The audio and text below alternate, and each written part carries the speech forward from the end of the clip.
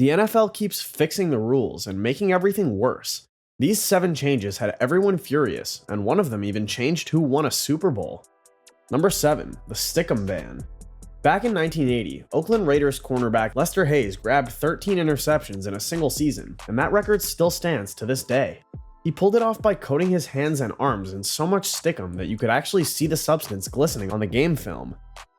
The following year, the NFL banned the substance by claiming it was about competitive fairness and the fact that it made the footballs too messy to handle. That sounds reasonable and open and shut. Wide receivers kept using grip-enhancing sprays on their gloves for years after the ban, and the league office just looked the other way. Then, in 2015, Jerry Rice, the greatest receiver to ever play the game, went on the radio and admitted he used spray adhesive on his gloves. He admitted using it at least in his early career seasons when gloves weren't as tacky, and the league did absolutely nothing about it despite the fact that he was breaking records every Sunday. They didn't strip a single stat.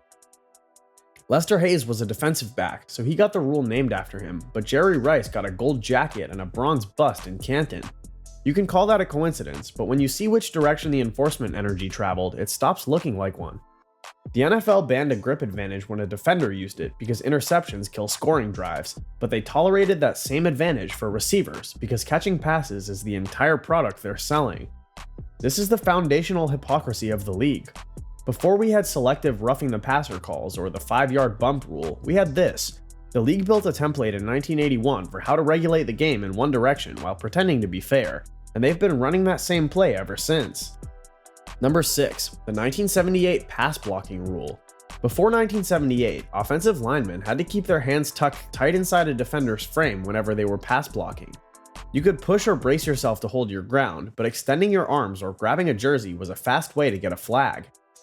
Hand fighting technique was the entire job back then, and pass rushers spent their whole careers developing inside moves to counter the leverage advantage that blockers naturally had. That balance between the defender and the blocker felt genuine because both sides were fighting under the same physical constraints. Then Pete Rozelle and the owners looked at their TV ratings and realized they hated what they saw.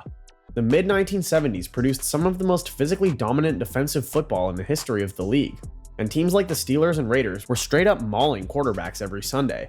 Low-scoring playoff games were driving casual viewers to change the channel, so the front office solved a business problem by rewriting the rulebook to favor the offense. The 1978 pass blocking rule allowed offensive linemen to extend their arms and open their hands for the first time. Overnight, the best counter move a pass rusher had became a legal grip for the blocker, and the results were immediate. Passing yards per game climbed dramatically within 2 to 3 seasons.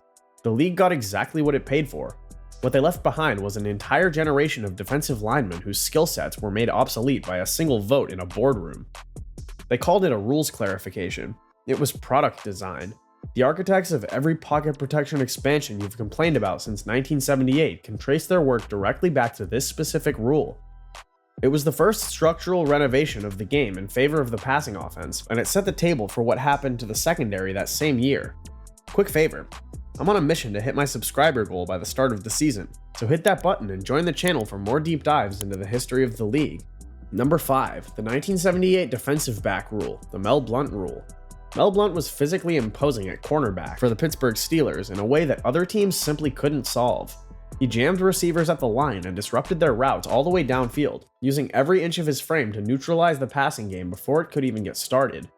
Opposing coaches complained about Blount in the press and went directly to the league office until the owners finally decided to listen. Also passed in 1978, this rule restricted defensive backs to contact with receivers only within 5 yards of the line of scrimmage. Past that zone, any contact at all became a penalty, and an entire technique that Blount had spent years perfecting was ruled illegal because he was just too effective at his job. The league made a playing style illegal because a specific player was too good at it, and owners with more money and more votes pushed the rule through to save their own skin. Every pass interference flag you've watched wipe out a third down stop, and every 45-yard penalty on a jersey tug runs directly back to this moment. When a receiver gets a free release off the line and your corner cannot touch him, you're watching the legacy of the Mel Blount rule. While the pass blocking rule mattered, at least it didn't have an individual player's name attached to it. The league banned a man's craft because the owners on the other side of the field were losing, and if you think that's ancient history, just look at what they recently did to the tackle itself. Number 4, the hip drop tackle ban. 46 years after the league rewrote the rulebook to sell more touchdowns, they're still at it. The hip drop tackle ban passed in 2024 is just the freshest version of the same operation. When a defender wraps a ball carrier and drops his body weight to bring him down, the league now calls that a crime. The NFL cited injury data showing this technique causes a high number of lower leg injuries and slapped a 15-yard penalty on it. Player safety is what the press release says. The field tells a different story. J.J. Watt, a 3-time NFL Defensive Player of the Year, went on X and said the league should just fast forward to the belts with flags on them. You either try a technique the league has now deemed illegal, or you get run over by a 250-pound human being. Those are your only options as a defender. When the players asked for a better solution, the league's answer was essentially for them to just figure it out. Meanwhile, offensive holding gets called on maybe 2 or 3% of the plays where it actually happens. Defensive players have been screaming about this for 30 years because the enforcement energy always flows in one direction. High-scoring games drive streaming numbers, and a 44-41 shootout keeps a casual viewer from changing the channel. A 10-7 defensive battle sends people to bed early, and the league knows exactly what that costs them in advertising dollars. The hip drop ban is 1978 logic with a 2024 press release attached, and the guys who play defense for a living aren't confused about what's actually happening here. Number 3, the catch rule. The catch rule gave fans 8 full years of total confusion with no apology and no correction until the damage was too large to ignore. Under the new standard, a receiver had to maintain possession all the way through the process of going to the ground. If the ball moved at any point after contact with the turf, it was not a catch. They called it surviving the ground, which sounds more like a philosophy class than a football game. In 2010, Calvin Johnson caught a touchdown pass against the Bears and crossed the goal line before placing the ball on the ground while he still had his hands on it. The officials ruled it incomplete. During the 2014 playoffs, Des Bryant caught a pass down the left sideline against the Packers and took 3 steps while reaching for the first down. The ball came loose when he hit the turf, and even though every person watching saw a catch, the league ruled it incomplete. Both plays looked like catches to every former player in the broadcast booth, but under this broken system, neither one counted. The league claimed it wanted consistency.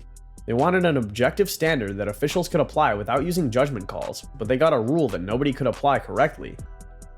Broadcasters spent 8 years trying to explain it to viewers in real time and failing miserably. Coaches stopped knowing whether to challenge plays because the entire concept of possession became a debate happening in front of 60,000 fans. For 8 years, the league defended it while players pushed back and coaches went to podium furious after games. Analysts dismantled the logic on national television every week, but the league office refused to move. They finally simplified the rule in 2018 after enough playoff games had been warped by it to become a genuine crisis. They did it quietly without ever acknowledging that the original rule was a disaster. A sport where nobody can agree on what its most fundamental act looks like has a major problem. The NFL sat inside that problem for nearly a decade because admitting the rule was broken meant admitting they were wrong when it mattered most. Number 2, the tuck rule. The tuck rule is the only time a rule blindsided an entire franchise because the official on the field had to be coached through his headset while the game was actually happening. The date was January 2002 during the AFC divisional playoffs, and the Oakland Raiders were facing the New England Patriots in a literal snowstorm. Tom Brady dropped back late in the fourth quarter with the Raiders leading by 3, and as he wound up to throw, he suddenly pulled the ball back into his body. Raiders cornerback Charles Woodson saw the opening and stripped it. Oakland recovered the ball, and for all intents and purposes, the game was over. But then, the officials went to the hood to review the play. A rule passed back in 1999 defined any forward arm motion by a quarterback as a pass attempt, which meant tucking the ball back into your body after starting the motion was still technically a pass. The fumble was magically transformed into an incomplete pass. The Patriots got the ball back and kicked a field goal to force overtime. They won it. They went on to win the Super Bowl, and a dynasty was born out of a technicality. John Gruden was the head coach in Oakland that year. He was blunt about it. He said Brady fumbled that ball and later called the tuck rule a crock.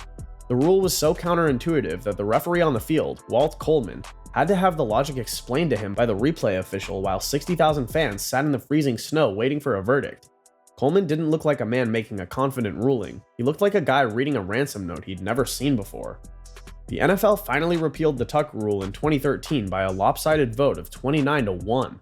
When 29 out of 30 franchises agree a rule is garbage and needs to go, that tells you everything you need to know about the situation.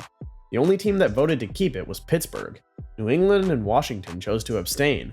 Patriots owner Robert Kraft said publicly that he would love the tuck rule forever. A Raiders team with a legitimate Super Bowl window lost a playoff game because of a rule almost nobody in the building knew existed. A rulebook produced that outcome. Number 1. Roughing the Passer expansion. Roughing the Passer is still going. It's constantly expanding, and if you watch a game on any Sunday right now, you'll see it decide the outcome. After Carson Palmer tore his ACL on a hit by Kimo von Oelhoffen in the wildcard game played in January 2006, the league started layering new protections around the quarterback position on an almost annual basis. Hits below the knee were ruled out. Then the league banned landing on the quarterback with body weight and any contact near the head on clean pocket plays in successive years. Each expansion came with a safety justification that was hard to argue against in a vacuum because nobody wants to see a star player get carted off the field. But here's the thing that the league doesn't want to talk about. Defensive linemen suffer more concussions per snap than quarterbacks do, and linebackers absorb more career-ending collisions every single season than the guys playing behind center.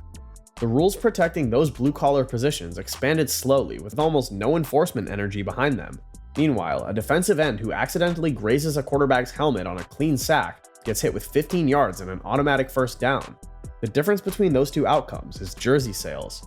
Clay Matthews spent the 2018 season getting flagged for roughing the passer on plays that looked exactly like what pass rushers are paid to do on film. He picked up 3 calls that led to multiple losses the Packers can trace directly back to those penalties. Matthews eventually went public and said the rule had made his position unplayable, but the response from the league office was just silence, followed by a clarifying memo that didn't actually clarify anything. He played one final season with the Rams in 2019 and never returned to the league after that. The same officials who flag a clean sack will watch an offensive lineman hold a defensive end on back-to-back plays without ever reaching for their flag. The selective enforcement is so consistent that it stops being a mistake and starts looking like a deliberate policy. Every fan watching a 2-minute drill knows exactly what they're about to see. The defense is going to get called for something, and the quarterback is about to get the benefit of every single doubt. This is a product feature designed to keep the score high. Drop the rule you think was the most corrupt down in the comments. Subscribe for more takes that the league office would rather you not hear.